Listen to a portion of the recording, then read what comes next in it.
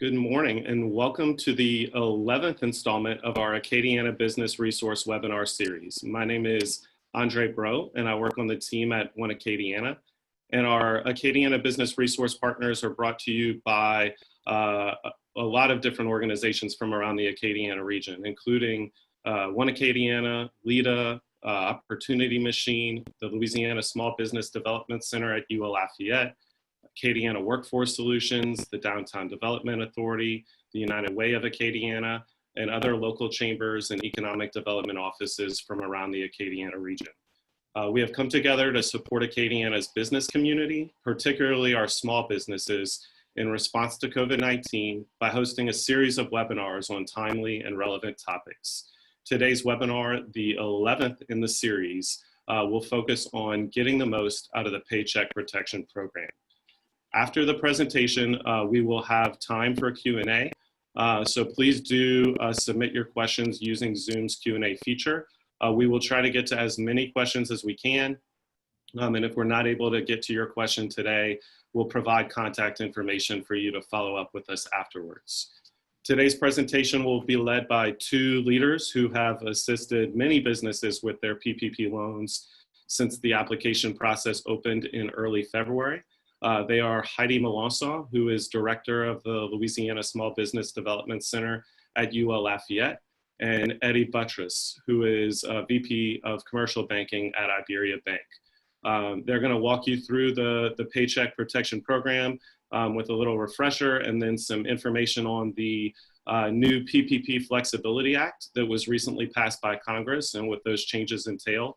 And they'll also walk you through the PPP loan forgiveness application as well. And then at the end, we will, like I said, have time for Q&A. So please submit your questions as we go at any time using Zoom's Q&A feature. At this point, without further ado, I'm going to go ahead and turn it over to Heidi Melanson with the LSBDC at UL Lafayette. Heidi, the floor is yours. Thank you, Andre. Thank you so much for having us. And it's my pleasure to be here today and co-present with Eddie from Iberia Bank. This has been a very trying time for our business owners, and anything we can do to support them is key and paramount at this time. So just to go over before we get started, please note this is informational and educational. We are still waiting on further guidance from Congress as well as from the SBA on the update of the Flexibility Act. And we do not want to disinclude your tax professional in this equation. So when making decisions, please reach out for their guidance. Each business is unique and will require a strategy that will look completely different than another one. But for further guidance or any additional information, keep checking these two resources that are available from the U.S. Department of Treasury and also U.S. Small Business Administration. I checked this morning, nothing has come up since yesterday, and of course I'm continuously checking to make sure that we may have something from that. So if you could, next slide, Andre. So let's just overview the Paycheck Protection Program again, being that it's the main driver of the small business stimulus. And what was the point of it? It's to stabilize and assist the American economy by keeping our workers paid and employed. It was designed to help meet short-term, ongoing expenses, including payroll and many other that we'll talk about shortly. This was a private partnership between SBA and our banking situation so that we could get this in money, and we can see the difference between the PPP program as well as the EIDL program. So just to do a high-level overview of the program, those funds are dispersed throughout the United States, and the total funding for it right now is $659 billion. And that's since the new allocation that came through in April.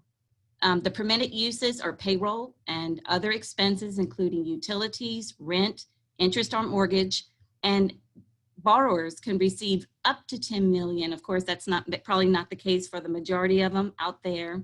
And the loan payments are paid by SBA for 6 months. So our business owners are not having to pay anything for 6 months. This loan is 100% guaranteed by SBA, unsecured, and no personal guarantee, which is unprecedented if you think about it. It's very rare that you can walk into a bank in that situation and have these funds. The SBA pays the origination fees to the financial institutions. And of course, what was very attractive for our business owners is the fact that the loans are forgiven when they're used for the expenses that are dictated for this program. Now, I don't want to be amiss and not say that we have asked our business owners to pretty much shut down their businesses. So this is not something that they're necessarily getting. I think it's just the fact that it's really helping them go forward and try what they can do to sustain their business. Next slide, Andre. So as of June 6th, this is the summary of what has been approved for the Paycheck Protection Program. And so here's an overview of the loan from the United States side, that 4.5 million applications have been received, and $511 billion has been dispersed across the country. So where does Louisiana measure up to that? We have received $7 billion of that money, which equates to 68,000 applications. And so there remains approximately $130 billion left. So there is still time for business owners that have not applied to be able to still go to their bank if this is something that will work for them. Next slide. So the passage of the PPP Flexibility Act has been very welcome. As of June 3rd, this is what we can see from a higher level view and what it was designed to do. It was designed to provide greater flexibility for loan forgiveness and spending. And we can all agree that there has been nothing but confusion right from the start, mainly because everybody has been locked at home, they have no access, and business owners really didn't have a lot of guidance to know what they could do or not. And not to mention, your business does not look the same. You started this business at COVID ID, just starting and not having any employees. So of course it was very confusing. And when they're giving you very narrow focus of a time to spend it, there's no reason to not realize that business owners really were stuck in a very precarious situation. So this also will address the challenges of competing with the unemployment coverage. We all know that many of the employees are making more money on unemployment. And in some cases, we understand everybody's household businesses have been affected by this. So it has been very challenging to get our business owners to get their employment back up to where it should be. And so we're hoping it will address that challenge. And then it also relieves that pressure of having to hire employees in such a narrow time frame. The time frame has been very short. You know, look where we are right now. We're well past 8 weeks for some of the first people that received the PPP, and we did not in any case expect that we would be here not opened up at 100% yet in June. And it also expands the time frame of the loan for payback period. So our new loans will have that extension, and current loans hopefully will be able to be modified to be able to get to that point. Next slide.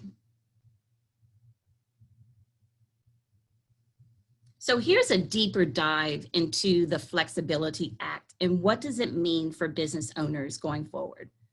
So first and foremost, that forgiveness period has been extended. So from 8 weeks, very short time frame, to 24 weeks.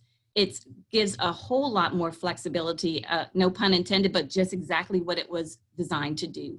And current PPP borrowers will still have the option of adhering to the 8-week period. Some people have already received their funds, there's dispensed, and with that said, it's only, they only had 8 weeks to actually do it.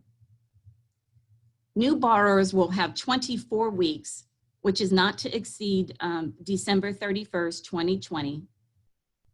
And new borrowers have 5 years to repay the PPP loan. If you recall, having 2 years and 1% rate, although the percentage is very low, it's still very, very hard to pay back in a 2-year amortization. So it does provide borrowers with 5 years to repay the PPP loan. The deadline to apply is still June 30th, 2020, or until funds are depleted.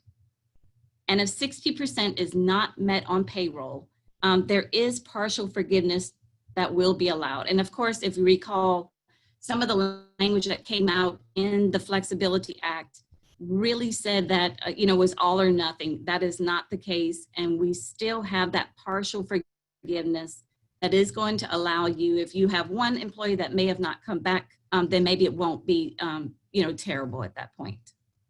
Next slide. And I apologize for the connection. I'm not sure why it's coming in and out at this point. The ratio has been revised to spend at least 60% of the funding on payroll as opposed to the 75%. So with 60%, that gives you a little bit more flexibility to be able to catch up with rent payments, utilities, or the obligations that you can use for this particular loan. And then there's a new deadline for restoring the payroll and the head count, which has been pushed back to December 31st. That's referring to the full-time equivalent and the reduction of the safe harbor. And then it exempts employers from hiring requirements if unable to obtain pre-COVID levels because of public health, safety limits, or spacing requirements. And of course, we look at our gyms and we look at our restaurants, they still are not at 100%. And so it's very unfair to thrust those same guidelines on those types of businesses, knowing that they can't actually be able to bring back their employees. So it gives that flexibility and more timing so that they can have that time. Next slide. So there's been many calls of what can I use the loan for? When you talk about salaries and what have you. So let's just do a overview of what you can use the funds for. And of course, the payroll cost, we'll do a deeper dive on that, as well as the interest on mortgages, rent, and also utilities. So next slide. So payroll. The following are considered forgivable payroll expenses. So many of the calls that I got was business owners, hey, I may only have 9 employees, cannot disperse the rest, of that 2 or 3 that I can't bring back as bonuses. And the answer to that is no. So you have to recall that it's salaries, which is capped at $100,000, wages, commissions, tips, state and local employer taxes if it applies to you, health insurance premiums, employee retirement plans, and net profit for those that are self-employed with a $100,000 cap at the, dividing that 100,000 by 52 weeks and multiplying by 8 weeks. Next slide. So utilities, it's actually more expansive than I even thought, but it does include your electricity, water bill, gas, sewage, telephone, cell phone, landline, internet bills, and even transportation costs. But just bear in mind that these agreements for your utilities had to be in place by February 15th. You can't go back and say, well, I'm going to sign up for a telephone bill or a telephone service after that time and have it forgiven. So just keep that in mind, that it's prior to the February 15th date. Next slide.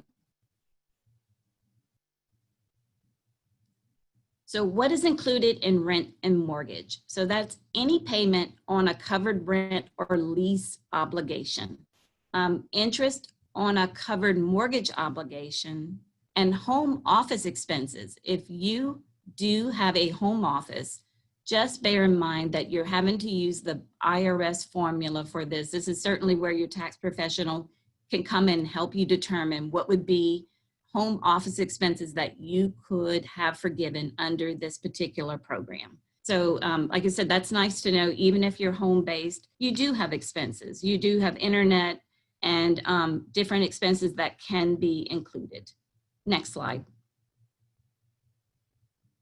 Okay, so the forgiveness application, of course, it's been extremely very, very challenging, because of course it's 11 pages. And so we're hoping, and through the media, we have heard that it should be modified. So next slide.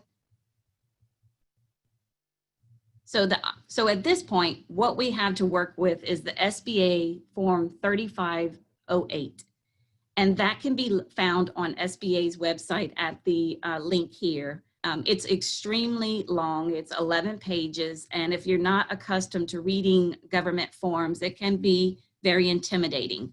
But there is a way to break it down. And Eddie from Iberia Bank is going to go into greater detail about it and how it can be simplified just by actually having someone discuss the process.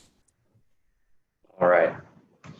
So thank you, Heidi. And just really quickly, as mentioned previously, that as we move through this, it should strictly be used as a guide and for informational purposes only. With the recent approval of the updates to the program, we're still waiting on updated and final guidance and requirements for the loan forgiveness process. So let's see, really at this point should be used as a sample draft. So we can go to the next slide. All right, so before we dive into the form, a few points to consider. The borrower will need to complete, once released, a modified version of the forgiveness application with supporting documentations and submit to the bank where their PPP loan application was done. At that point, the lender will review the app and make a forgiveness decision. So similar to the PPP loan application process, different lenders will use different internal processes based on their interpretation of the guidance at the time, as well as the resources available to them. This application can be more involved for companies that have employees or multiple employees. We expect it to be more streamlined for self-employed individuals and single-member organizations. Again, at this point, in addition to the guidance on processing forgiveness, we're still waiting on further guidance pertaining to employee status with each company. You go to the next slide, please. So what makes up this application? It's made up of 4 main components: the application itself, PPP Schedule A, which is a payroll calculator, PPP Schedule A worksheet, which is a listing of employees, and then instructions for each of these sections. Next slide, please. All right, so page 1 of the PPP forgiveness application asks for basic information about your organization, employees, payroll, and your existing PPP loan, as well as forgiveness as a forgiveness amount calculator, which we'll see in the next slide.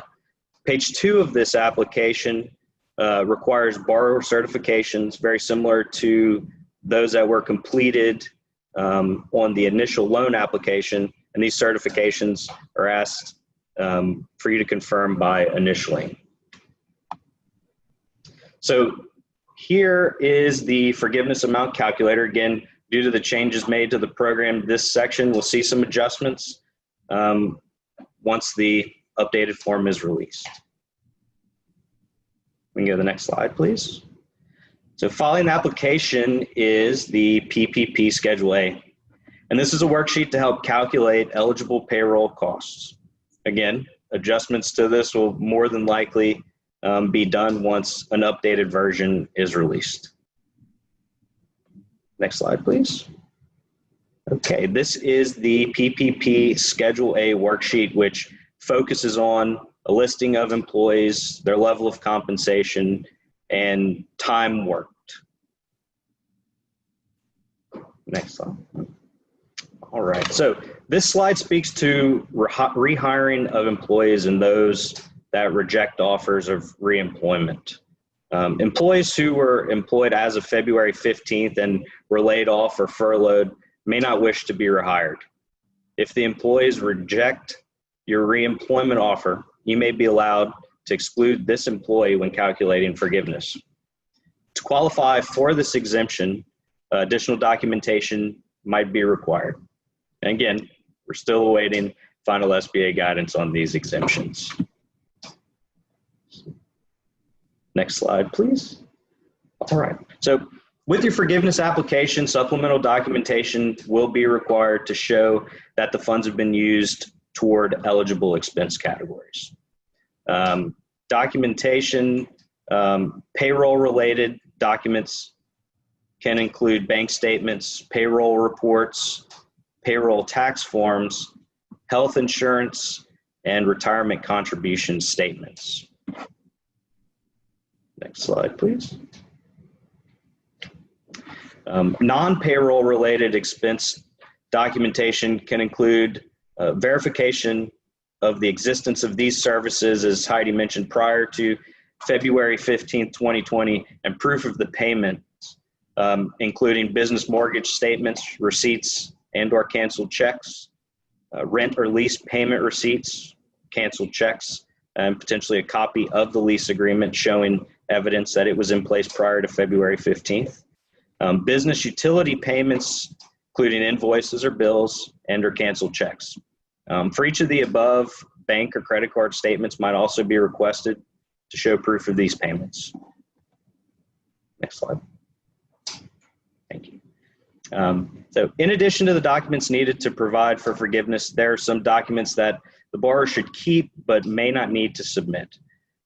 These include documentation supporting cash compensation amounts for all employees during 2019, documentation of job offers, refusals, firings, voluntary resignations, and requests by employees for a reduced schedule.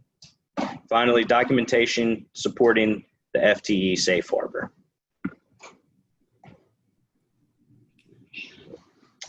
The final page of the PPP forgiveness application is a borrower demographic info request from the SBA.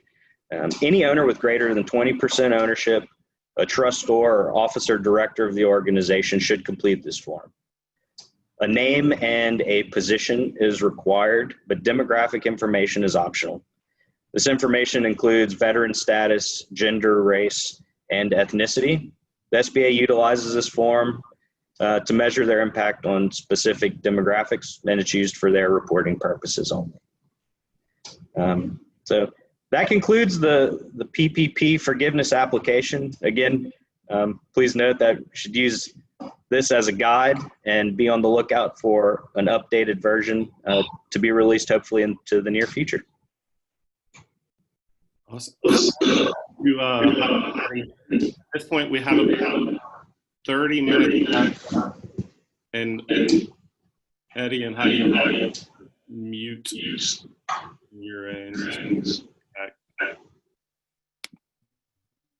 Thank you. So we have about 30 minutes left for Q&A, and we have had quite a few questions come through the Q&A feature. We will try to take as many as we can, and as you continue to have questions, please do continue to enter them.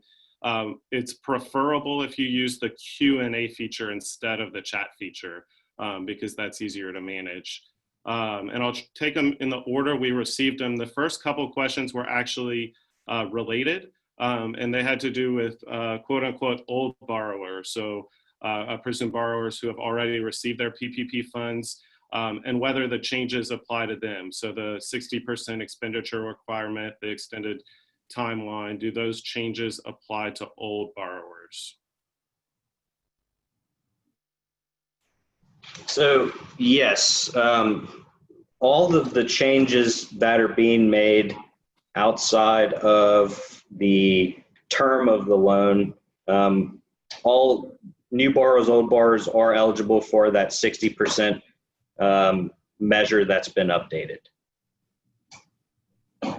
I think it's altering the promissory note, and getting back with their banker in order to do that.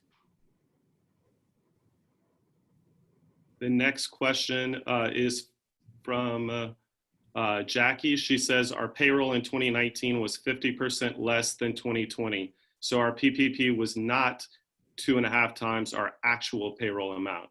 Can some of our idle funds become forgiven as well, since our PPP wasn't large enough?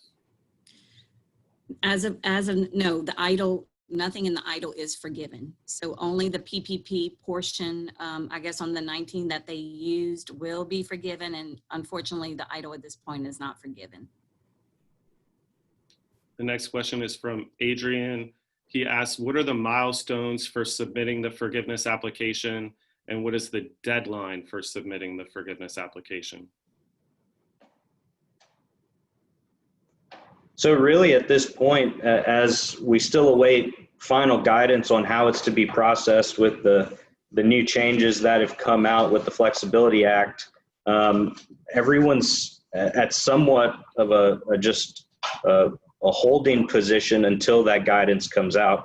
As we review all of this information today, it's to help to start planning so that once this information is released, the processing of forgiveness can start.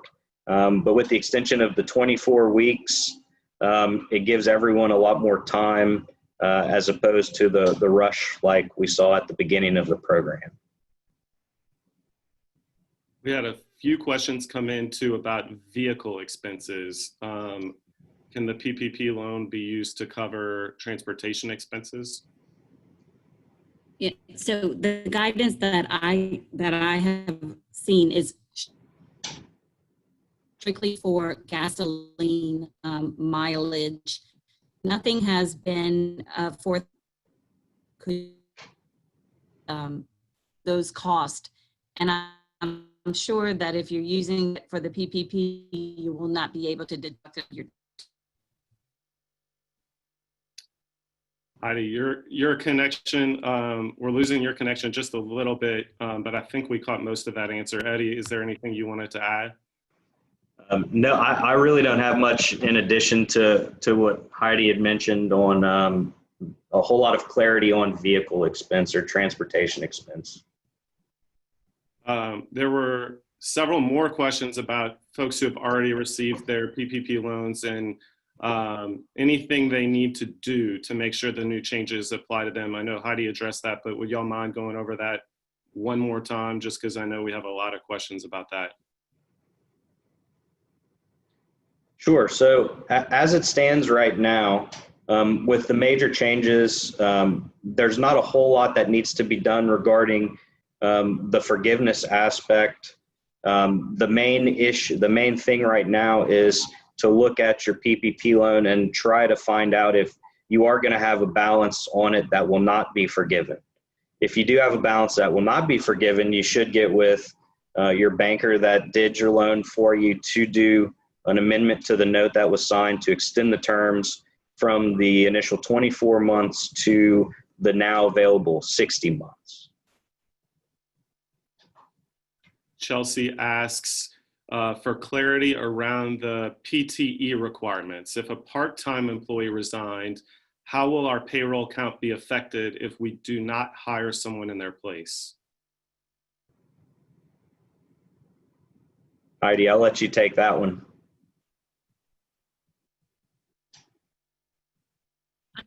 Can you hear me, Andre? I can see my internet.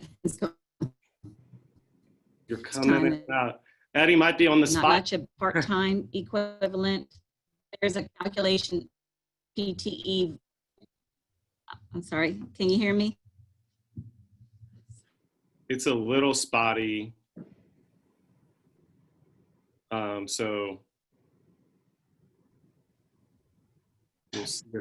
Eddie, are you able to comment on that? Sorry, go ahead and read the question one more time for me.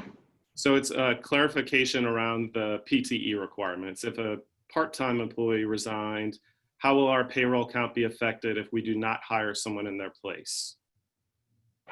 I believe there is a calculation that'll be allowed on that forgiveness application. I don't have direct guidance on that at this moment. I would defer to a tax professional for that calculation. But I would say stand by on the new updated application for that calculator, and then also maybe speak with a tax professional prior to that coming out. I wish I had more information on that. I do apologize. And there's really not a lot of ruling on part-time at this time. We got you back. Allison also asked a clarifying question about disbursements for bonuses and hazard pay. She says our loan was calculated utilizing 2019 payroll reports, which included bonuses. Our eligible expenses are covered, and we have some funds remaining that we would like to disperse to our employees if there is any way that we can. From what I have been, the guidance that I've read, like something that's not customary, something from the bonus is not customary. So meaning that it probably would not be forgiven. There again, more guidance probably will be needed as we go through this process, because there have been some businesses that have had to call on employees to do a lot more than what they normally do in terms of hazard pay. But at this time, it's what's on paper, the salary, the commissions, the wages, customary of what you normally do. And also, I'd also just add really briefly that the extension from the 8 weeks to the 24 weeks should allow some more time for eligible expenses to be categorized with those extra funds. The next question is from Jason. Jason asks, what is the covered period that the PPP covers? So the covered period will be the day, and there's a couple different ways that this can be calculated, and I think we'll see some clarification on it. But initially it was the 8 weeks from the day that your loan was funded, or 8 weeks from the day of your first payroll. That'll now be transitioned to 24 weeks, I believe, with the same 24 weeks from day of funding. And Heidi, I don't know if you can speak to this, if they're going to make that adjustment for the alternative calculation as well. Yeah, I think you will have to probably get with your banker to expand to the 24-week, or notify them in some way that you're going to that, so that you can expand that. There's nothing that says that somebody can't stay with the 8-week period, but at this time, nothing has been said how it's going to happen. But I'm assuming that notification to your banker and letting them know what you choose to do will be paramount. Yeah. Another question too, it seems like a lot of people are having the same questions about clarity around transportation costs for utilities. Is that for gas, fuel for vehicles? Could y'all go over that one more time? Yes, like the guidance that I have seen is gas, mileage, nothing of saying of paying a car note, because I'm assuming if you allow leases, then it would move into car notes as well. But at this point, it's anything, I'm assuming even if you have tolls or what have you, that probably could be included, but anything that's not going to be forgiven, just bear in mind that, that's something that's deductible on your taxes. So you probably won't be able to double dip. So if it's not something that can be forgiven, it is certainly something that's deductible on your taxes. Another situation kind of to get feedback on from Patty. Patty says she offered an employee their job back at the same pay and hours as pre-COVID via a written offer. They did not respond, so I have no written refusal of the offer. How will this be treated for removing them from the count? I would think having the guidance or just the backup of the documentation that she did everything on her side to offer the job back, and in spite of the employee not responding, I think that should justify it. I mean, like I said, everything's going to be on a case-by-case basis, but Patty has done everything possible to be able to bring that employee back, and she fulfilled her obligation. Sylvia asked an easy question. Are we able to get a copy of the slide presentation? Yes. Absolutely. Definitely. We'll send that around afterwards. Another question about an original PPP loan and use of the new guidelines. And yes, the new guidelines do apply. And another question too about when should we submit the forgiveness application? Do y'all want to respond to that again? Sure. Yeah, and I'll say, because the document has not been put out there yet, we don't know just yet. I know that once the updated application comes out, the banks should expect to get guidance on how they are to process it. I know at this point, even prior to the passing of the Flexibility Act, the banks had not received guidance on how to actually process forgiveness on behalf of their clients. So there's still a lot of unknowns that we're waiting for. And I think once that is issued, we'll have a much better idea. Donna asks, do we have to notify our bank if we are going with the 8-week period versus the 24-week period? I know as I understand it, there's nothing from a documentation perspective that needs to be done to extend that. If you have contact with your banker, I'd always recommend at least reaching out and having that discussion. I know a lot of, there have been some of the banks that did online portals and are I guess, electronic communications. But if you have the ability to make contact with your loan officer, I would do that, but I don't believe it is absolutely necessary at this point. Sarah asks, are 1099 employees included in the payroll for the loan? No. And I think, that was at that point, 1099 had to apply on their own. So no, 1099 workers are not included in this. We have our next question is, can all of the forgiveness of the loan be solely from salary with no expenses? You mean if they use it 100% for payroll? Correct. I would think yes. Eddie might be able to speak to that a little more, as long as its minimal is 60%. Of course, that ratio allowed you to use rent, but some business owners may have, buildings that are paid off, or they don't have the expenses that other people have with release obligations or mortgages. So as long as 60% is used for payroll. Yeah, I agree with that. I believe if you use 100% toward payroll as we understand it today, just less information you have to provide from a supplemental documentation standpoint on those non-payroll expenses. And if it's legitimate, the purpose of this is to keep our people employed, is to bring back those American workers. So of course, nobody is going to fault them for keeping people employed as long as it's legitimate and it's what it was when you applied. Absolutely. Nicole asks, for the business mortgage interest, can it be applied to residential mortgage interest? The business began from home during COVID-19.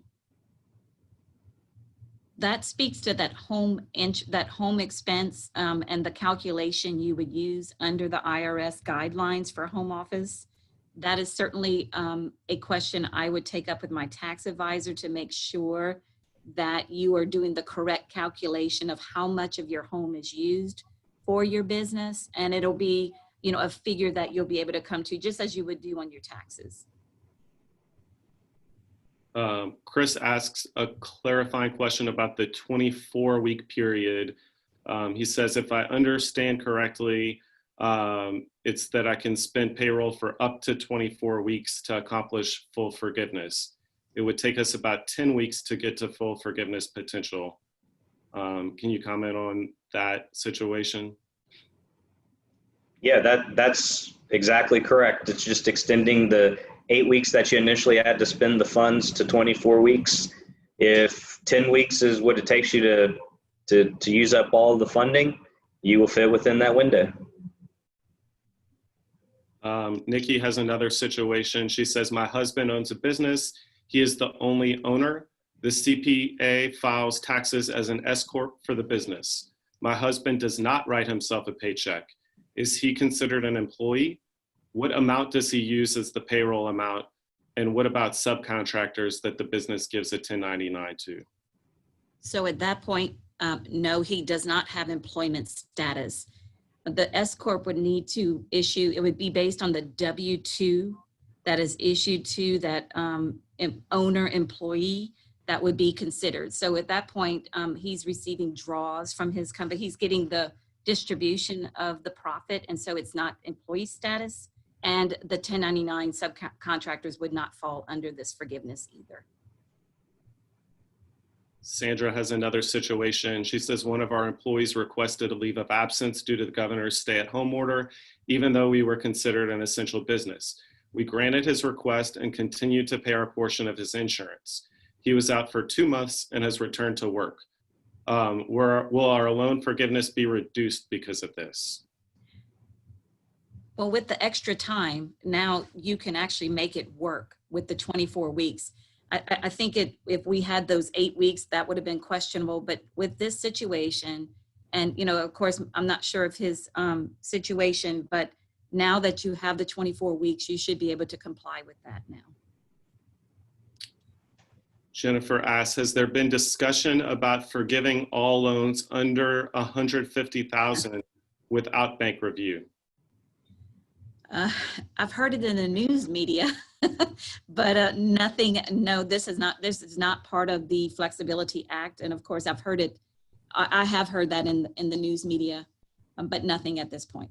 Eddie might have something to share on that.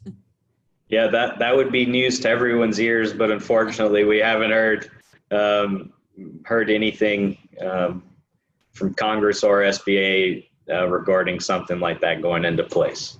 But again, everything is still pretty open-ended at this point, so we'll see. But at this point, unfortunately, not. Carrie says that as an early borrower, her 8 weeks ends today. Can she submit her forgiveness application tomorrow if she chooses to? Absolutely. There's nothing circumventing her from going forward with the 8 weeks as complied if she was able to spend the money and she feels confident. Absolutely. Yeah, and the only thing hindering submitting tomorrow would be the fact that there is no updated application and the banks don't have guidance to accept those applications as of yet. Trey, but the 8 weeks can certainly be used. Okay. Trey asked the next question, and he prefaces his question that it's going to be a tricky question for Eddie. But he's wondering, Eddie, if you can speak more about the forgiveness qualifications. Do you think a standard set of rules and guidelines will be instituted across the different banks? I think across the different banks, you might see some different interpretation of the rules that are put out, as we saw with the first round of the loan applications themselves. I think at the end of the day, it'll be the same primary items that are going to be necessary for each borrower at all of the banks. At this point, depending on what is being asked of the banks, could dictate different supplemental information that is going to be requested. And depending on each of the banks, I guess, internal processes, they may or may not require more or less. So it is a little difficult to answer right now, but I think we should expect to see forgiveness be a little bit more standard than we saw initially with the loan applications. The next question is, how will rehiring be looked at? Will it be looked at on an individual basis or on total average payroll? We had reduced our payroll only a couple full layoffs, so how will that be looked at?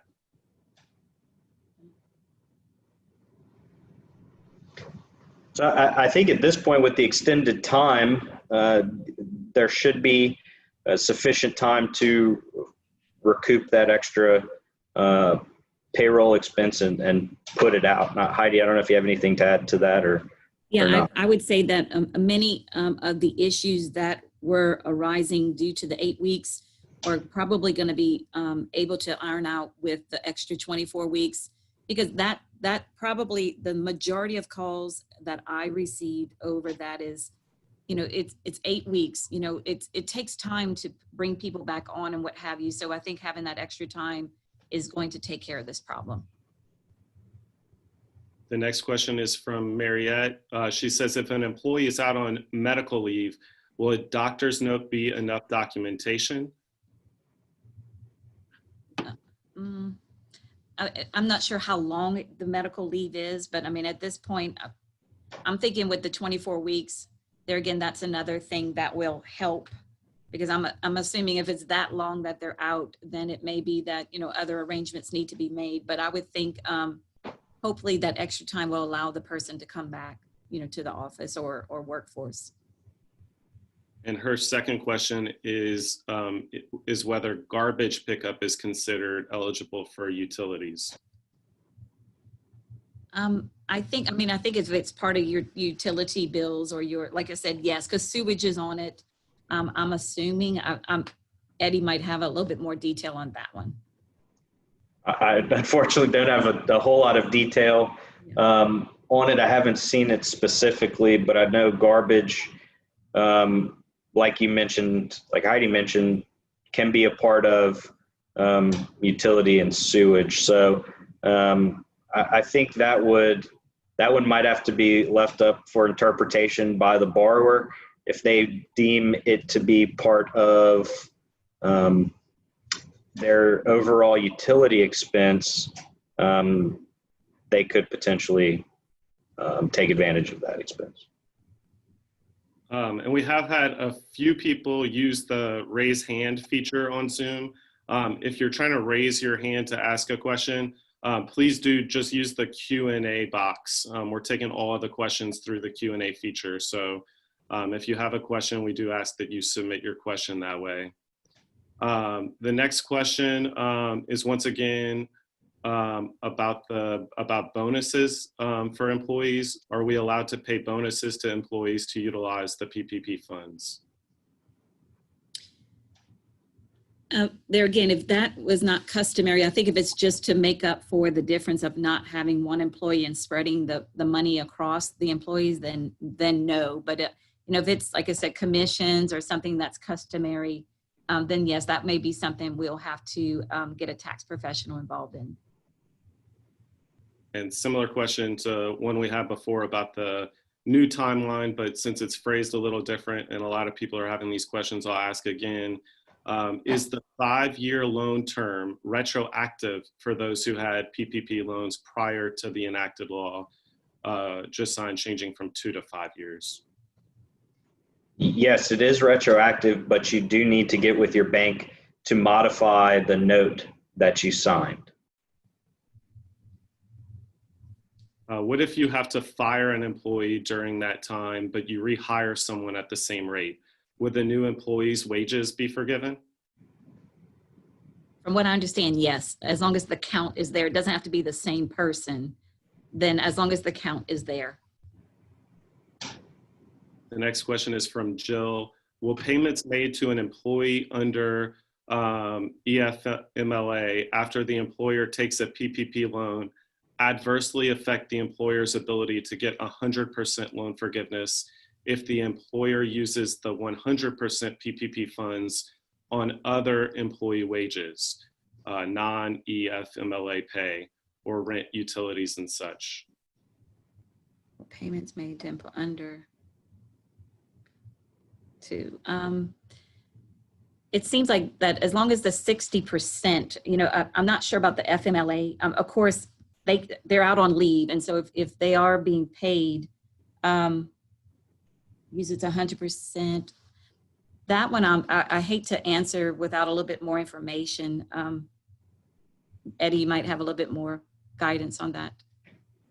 Fortunately, I really don't. That might be one we might have to take offline and get some more information on. Yeah, and I'll provide my email address at the end for those who were not able to address your question fully. And then I can put you in touch with Heidi and Eddie after the webinar. And once again, too, if you are trying to raise your hand to ask a question, we do need you to submit the question through the Q&A box. If you could do it that way, that would be great. William asks another question. He says, we have employees in the oil field in West Texas, and there's no work out there at the moment to justify continuing to pay an employee. How will this affect my loan forgiveness? I'm taking it that they're not paying the person. So it doesn't mean that you can't give the money back if this is a position that's going to be eliminated because of not having work. I think many people want to spend as much of the money as possible, and it's very understanding. But my advice to them is like, hold on to the money, and that's something that can be discussed with the loan officer at that time. But to me, if that's the case, it may be that you just give that particular money back if you don't continue this job. Yeah, and I think at that point, any funds or amount of money left over at the end of your term that was not paid out in any of these eligible expenses will term out into the loan itself, and that can either be paid out over the term, or it can be paid back now or at the time of forgiveness. Absolutely. I mean, it's unprecedented to have a 5-year note, in 2 or 5 at 1%. So, this is money that can even still be used within your business for hiring a new employee later. So I understand wanting to pay it all back, but it is unprecedented to have no personal guarantee. It's unsecured. And like I said, these funds could maybe be set up or used at a later time at a very, very inexpensive interest rate. Rachel chimed in next. She says, our business has used the PPP loan within the 8 weeks. Our business is still not back to 100%. Drivers have started to quit, and we will have to do layoffs. Will this affect our loan forgiveness? Similar question to the last one. I believe if you've used all of the funds within the 8-week period on qualifying expenses, at this point, I don't believe it will. I don't see that. I'm not real sure if there's going to be any changes that'll come with this new application. Nikki asked the next question. Can a business receive funds from both PPP and EIDL? Yes, they can receive. Just remember that you cannot use the same proceeds. If you have documentation showing that the PPP took care of your payroll, but there could, like someone said, we have more payroll this year, well, then go ahead and use the EIDL to make up for that. Just provide documentation or have documentation readily available to prove that. But absolutely, the EIDL is your more comprehensive loan program that is going to sustain you at 30 years, 3.75. And like I said, just recall that you just can't double dip on them. Next question is from Christy. Can per diem and car allowance be included in the forgiveness amount? Not that I have seen on what I saw is transportation in terms of, I'm not sure how that relates if it's, per employee, but all I saw was gasoline purchases, and I also saw mileage. So I'm not sure about the car allowance, because that may relate to like car note or what have you. Kathy chimes in. How does a freelancer with no employees show what their payroll is? I don't write myself a check, but pretty much everything I get goes to myself with the exception of business expenses. So I think depending on how taxes are filed would dictate if you have the ability to qualify for a PPP loan or not. I believe in this scenario, if a Schedule C is filed, you might be able to utilize net income, so any of the funds received minus your business expenses that are reported on your tax forms. Another question about the application. Is there a due date for the application? For the loan application itself, the deadline is the end of June, or if the funds run out before. For the forgiveness application, I believe the final date will be December 31st. Is that correct, Heidi? Yes, correct. And there are a couple of people who have chimed in as we're addressing their questions with a couple other comments. And if y'all do want to follow up with us afterwards, if we need to clarify anything further, please do reach out. The next question is from Kirk. He asks, is our employee count affected if an employee left the company for a position at another company? Are we required to backfill that position? Is that, I'm assuming it was, during the 8 weeks. So yes, it probably could affect, but it could have been that they hire someone too that would make up for that. So like I said, I guess with the 24 weeks, that's going to give them a chance to replace that person if that's their plan. So that would probably take care of that. Carrie asks, is an owner, employee, or sole member of an LLC who is a W-2 paid employee included in Section 2 of the Schedule A worksheet? Or is he listed on line 9 as compensation to owners? We may need to do some additional review of that. Yeah, I mean, I think I saw that, those that don't have employees do not need to go through the worksheet of the employee, but being that it could be that they're just one listed on that worksheet, because they are W-2. But like Eddie might be able to talk to that. In just kind of looking at it, I would think it would be line 9. I also think it might depend if there's other employees or not. If it's a sole member, like Heidi said, this should be streamlined. I would think line 9 over line 2. Sylvia has a question about an answer Heidi, you provided earlier. She wants clarification on whether draws are considered payroll for sole proprietors. Okay, that's different for a sole proprietor as opposed to the S Corp. I think that a previous participant had asked. So the draws, like I said, the net income is what clarifies the compensation for a sole proprietor, even if you're an LLC filing as a sole proprietor, as opposed to those that have an S Corp status. So the draws would be considered, like I said, you got to look at your net income to look at that forgiveness side. But I'm happy to have a conversation offline about that, or you may want to check with your tax professional as well. And Pam chimed in on an answer provided earlier. She says that they were told no by their CPA on whether garbage collection qualified. So okay. That was an interpretation there.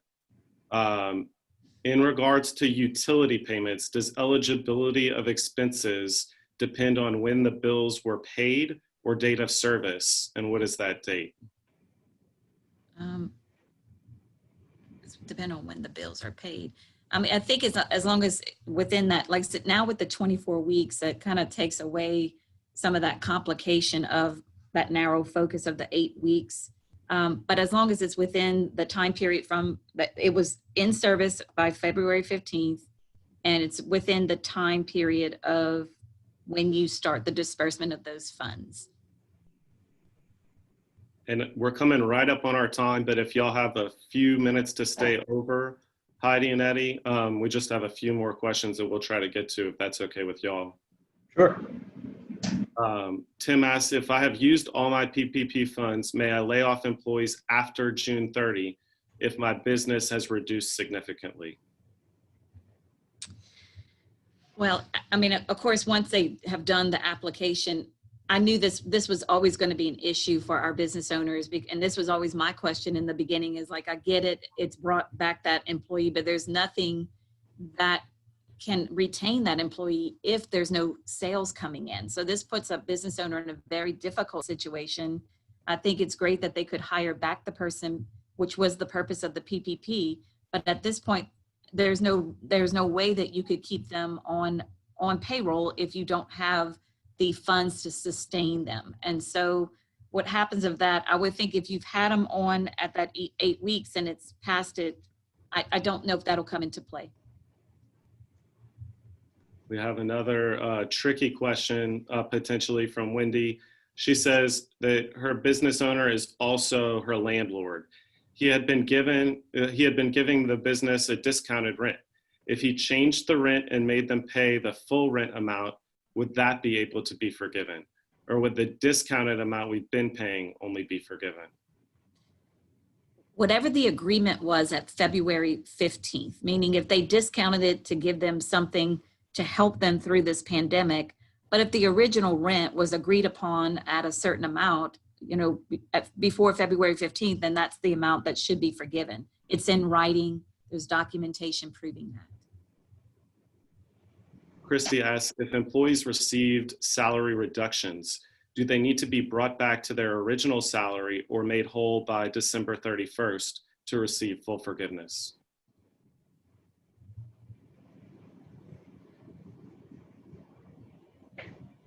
I would think that,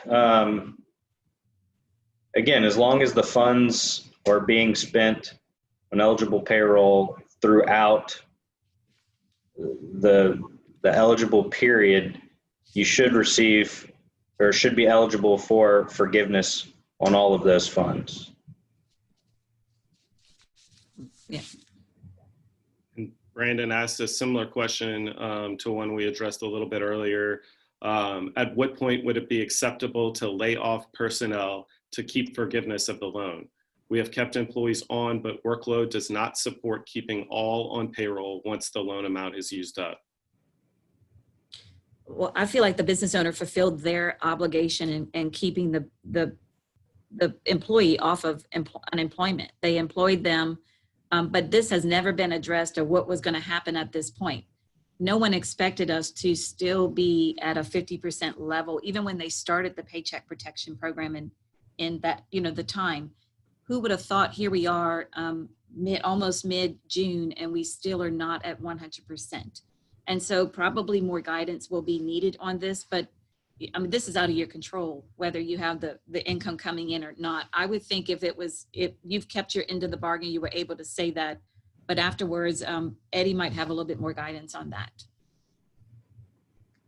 Yeah, I have to agree with what Heidi said. Unfortunately, I don't have a whole lot more on it, and I'm not sure how much has actually been put out there in regards to that scenario.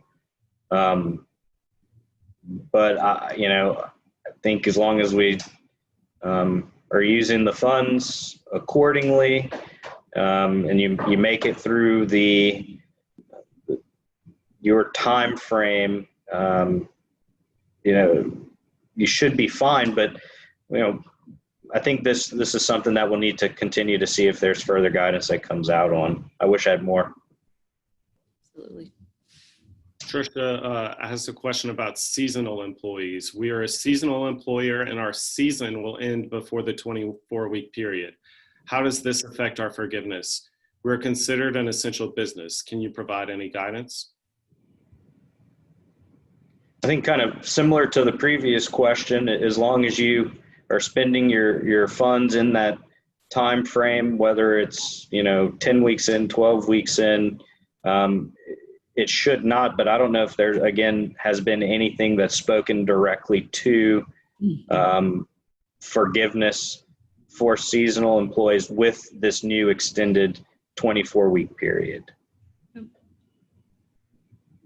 Ben asks, if payroll doubled from 2019 SBA PPP calculated period to February 2020 payroll, is there a new calculation method for the PPP loan amount?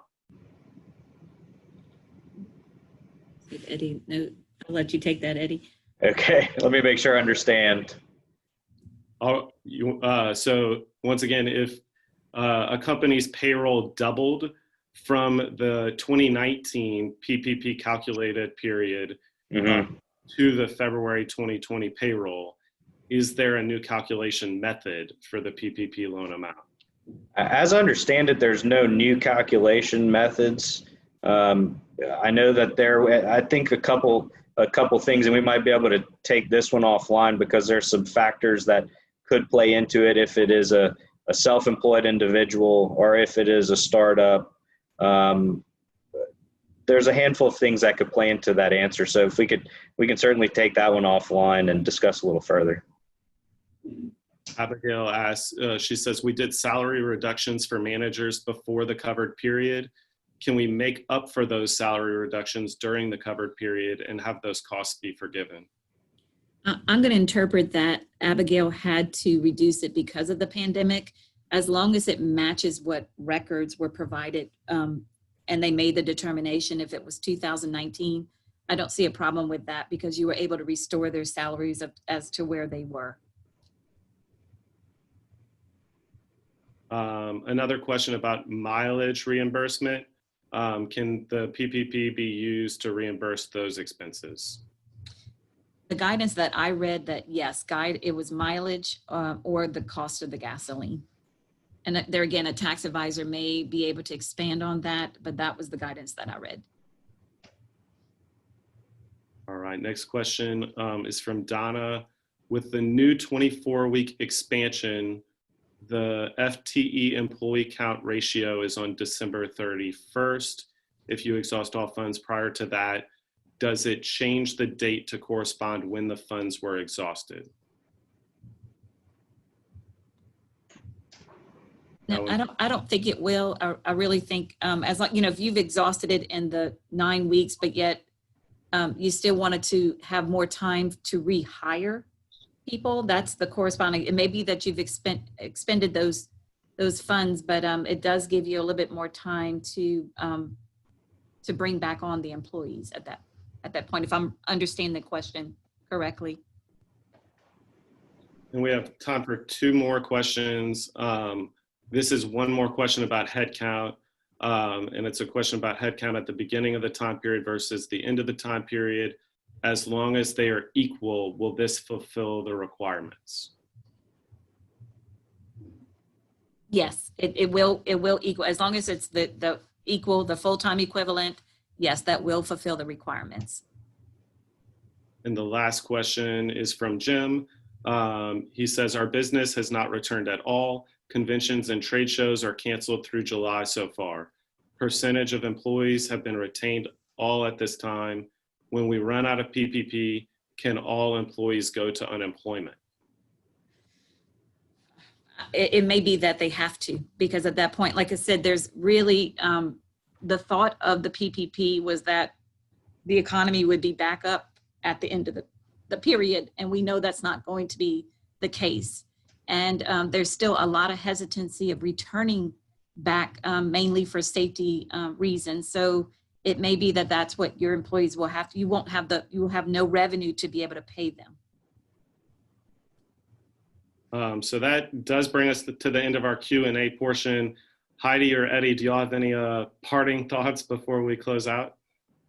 I'll just say that I think it's still a lot of interpretation. Of course, we scheduled this seminar right at the cusp of when this new guidance was coming out. And there again, I've been checking to see any type of guidance coming out, but I think reach out to as many people as you can to get this guidance or questions answered, because we're still having to take it day by day. And hopefully new information is going to be forthcoming to be able to make good decisions going forward and do what's right for your business. I think sometimes business owners are trying to make it fit to the loan as opposed to what's right for their business. And that's what you got to do, what's right to make your business survive. Yeah, and I certainly have to second what Heidi says. Utilize your resources that are out there, your tax advisors, your bank, the LSBDC. For those that haven't utilized the program, there's still a large amount of money out there that if times are tough, you should certainly look to utilize the program. That's what it's there for. But again, similar to what Heidi said, use the program as it's meant to be. The 24 weeks has really given a lot of people a lot of extra time to get this funding spent, and should hopefully lessen the pressure to run through this funding. I think that's a good place to end. So I'll just wrap up with a couple closing remarks. I'm putting my email address up there on the screen. And we're also going to email everyone who registered with contact information, with a link to the video recording and a copy of the PowerPoint presentation from today's webinar.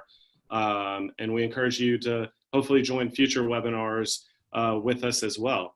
Thank you again to Heidi Melanson and Eddie Buttress from Iberia Bank and the LSBDC at UL Lafayette.